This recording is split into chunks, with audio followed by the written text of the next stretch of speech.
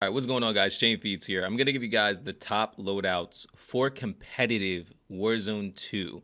Now, these class setups, all of them are going to be absolutely insanely good. They're going to be the best choices overall. And I'm going to warn you guys right now, if you are not trying to get better at this game, don't watch this video, because these are only going to be good loadouts. These are only going to be the best so that you can get the best TTKs. These are not playful loadouts. So I'm going to give you guys the strongest SMG to start out with, which is the Fennec 45. Now, this build right here, you're going to be able to kill very fast from close to mid-range. The close range is going to be exceptional. The mid-range is going to be okay. You're most likely going to crack them very quickly. They might be able to play it up, but by the time they try to play it up, you're going to be able to take them out by actually rushing them. So we're putting on the ZLR 16.5 ignition barrel. This helps with the damage range, bullet velocity, hipfire accuracy, and recoil control at the cost of aim down sight speed, hip recoil control, and movement speed.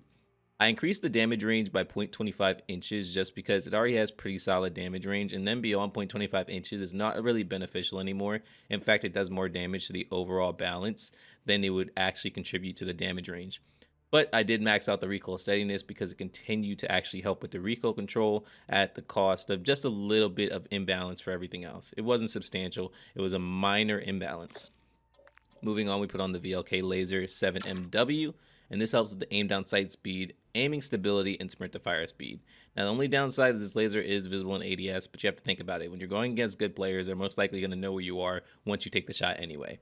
So you have to keep in mind, if you don't want to actually be seen while doing this, what you can do is you can actually aim at a wall before actually like taking a shot at them, so you can take some peeks while aiming at the wall, and then you'll be able to take them out without them seeing your laser. I'll give an example at this in firing range.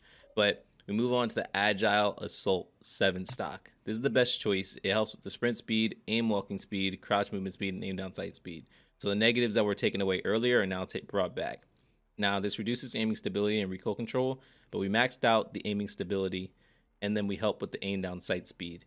Put it to negative 2.06, and then we put on the Fennec rubber grip. This helps with the sprint to fire speed and aim down sight speed. I didn't change the width, but I changed the weight, increased it by 0.42 ounces for the recoil steadiness. And last but not least, we put on the Fennec Mag 45. Now, just to show you guys what I meant by doing a little peek. So say this is your wall right here, and your enemy's right here. Basically, what you'll do is you'll aim at the wall and peek. That way they don't actually see it. So by the time the enemy shows up, you just take the shot, you know? That's basically what you do. And just keep doing that. But just to show you guys how amazing this is, we're going to go into firing range right now. Close range, it melts. Mid range, it melts. Long range is the only downside. You're going to have to be burst firing, and that's not something you really want to do. I would recommend just using your AR. So like I said, be careful. Make sure you're aiming at this wall, and then the enemy won't even see it coming.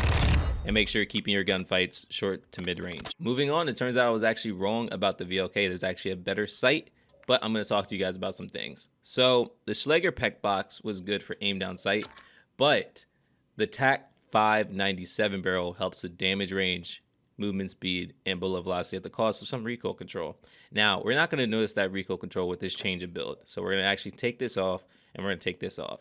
We're going to start out with the Polar Fire S, and we're going to tune it to increase the bullet velocity by 0.32 inches. Now, this helps with sound suppression, bullet velocity, damage range, and recoil smoothness. We increase the recoil smoothness by 0.32 ounces. Now, remember, the cost is aim down sight speed and aiming stability. Next, we're going to put on the barrel, which is going to be a TAQ-V 97. We're going to tune it to actually increase the damage range, but you have to only increase it until it's no longer beneficial. So that's somewhere around the 0.25 range.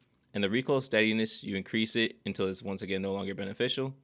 Now, I believe that's somewhere along the lines of the 28 range. Now, once you go beyond that, you're having a significant decrease of everything else at the cost of not much increase. The 0.28 is pretty solid. And then here's what we're going to actually put on. We're going to put on the Aim Op V4. We're going to put it to far. I realize that actually helps the most. I learned that recently after doing some research of my own. I put on the Demo X2 grip, didn't change the width, increased the recoil steadiness by 0.74 ounces, and then put on high velocity, maxed out the bullet velocity, and increased the damage range by 0.43 Gs, because at that point it no longer benefits. Now, just to show you guys how awesome this build is, it basically does not move. As you guys see, Very little recoil, even at long range. So this is something that I highly consider using. Remember, that was me standing up. Now crouching, it's going to be just the same basically. Now we're moving on to the TAQ-V, and I have two builds for you guys. It's kind of now we're moving on to the TAQ-V, and I have two builds for you guys. It's going to be very similar to the RPK. Now, I start out with Kastov DX90. Now, I increased the bullet velocity by 0.84 inches, and then the recoil smoothness by 0.90 ounces. Now, this helps with the sound suppression, bullet velocity, recoil smoothness, and recoil control at the cost of aim down sight speed, aim walking speed, and aiming stability. Put on the 18-inch precision 6-barrel, max out the damage range, and increase the recoil steadiness by 0.39 pounds. This helps with the damage range, hip fire accuracy, and bullet velocity at the cost of aim down sight speed and hip recoil control. Put on the TAQ Ripper 56. Now I increased the aiming idle stability by 0.23 inches and the recoil stabilization maxed out. This helps with aiming, idle stability, hip fire accuracy, and recoil stabilization at the cost of aim down sight speed and walking speed. Put on the FSS combat grip for an increase of recoil control. I put an increase of aiming idle stability of 0.35 inches and the recoil steadiness by 0.65 ounces. And last but not least, I put on the 50-round drum. Now, the reason I'm showing you guys this build is because it's a great iron sight build. I'm also going to show you guys an amazing optic build, but just show you guys how amazing this is with just the iron sight. Absolutely melts. Absolutely melts. Absolutely melts.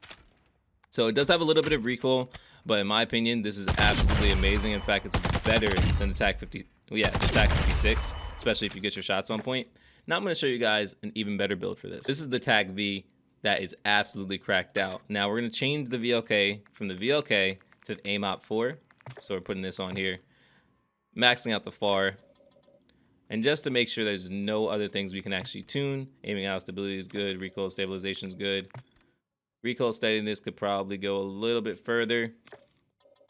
And everything else is solid. Yep, everything else is solid. So what we're going to do is just show you guys how amazing this is. This sight just does so much magic. I don't know how, but I think it's the visual recoil that makes it so amazing. So if you want a sight and you don't want to use the iron sight, please use this sight. As you guys see, I'm not even crouching and it's just that easy to use. So please use this build. You're going to have a fantastic time and you're going to absolutely melt people. Next, we're moving on to a no recoil machine because some people just don't want to risk, having to control the recoil. They just want to have an easy road and have no recoil whatsoever. So this is something that I recommend just for people that aren't as competitive yet, can't really handle the recoil, but still want to actually compete.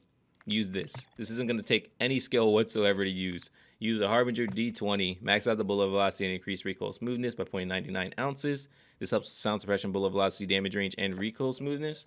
Put on the 15.9 Lockman Rat Barrel, max out the damage range by 0.40, recoil steadiness by 0.31 pounds.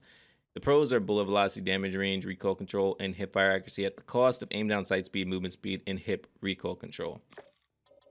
Next, put on the Brune Warrior Grip. I did not tune this at all. Put on high velocity, max out the bullet velocity and damage range. Put on a 40-round mag, and just show you guys how awesome this is. The only downside is this doesn't have an optic. You're going to be using an iron sight. But, I mean, to be honest, the iron sight's pretty clear, and you don't really have a hard time using this gun in the first place, so I would really suggest using this if you want to actually do really well, but you're not as competitive yet. All right, now this build is going to be for the hardcore players, the people that can actually handle recoil at the cost of amazing damage. Now, this rivals the TAQ-V, but with not as much penalties. So we're going to start out with the Polar Fire S. Now, this helps with the sound suppression, bullet velocity, damage range, and recoil smoothness at the cost of aim down sight speed and aiming stability. We're going to tune this to increase the bullet velocity just until it's no longer beneficial. So in my opinion, it stops being beneficial somewhere around 75. After 75, I mean, you do get a little more peaks, but it just does more damage to the overall type things. So make sure you keep that in mind. And we're going to increase the recoil smoothness. We increase it until it's, like I said, no longer beneficial. And it looks like it's no longer beneficial around the 75 region as well. If you go beyond that, it looks like you can spike it out a little bit, but it looks like it does more damage to handling and possibly mobility. So it looks like 75 is the sweet spot. Next, we're going to move on to the CAS-10 584mm barrel. This helps with the damage range, bullet velocity, hip fire accuracy, and recoil control at the cost of aim down sight speed, hip recoil control, and movement speed. Now, we're going to increase the damage range once again until it's no longer beneficial. Let's see it it's no longer beneficial somewhere around, it looks like the 30 range, like 0.30 inches, and then recoil steadiness, we're going to increase it again. This is not going to be a movement build. This is going to be an accuracy and damage build. We're trying to make sure you guys have as much accuracy as possible for this build because it will be bouncing. Put it to 0.26 pounds. We're going with the aim op 4 for the precision sight picture and tune it to max out the FAR. Put on the demo X2 grip, and we're going to make sure the aiming out stability is on point.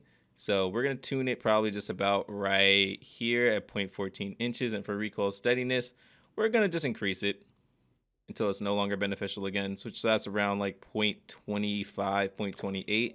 The last thing we're going to have on there is the 40 round. Now, if you guys don't want to use the demo, you can actually use the TAQ Ripper. And it'll also be mutually beneficial. So just to show you guys how awesome this build is. Going into the fire range, no recoil, no recoil. And then for long range, it gets a little bit of recoil. Just warning you guys. But this is fantastic.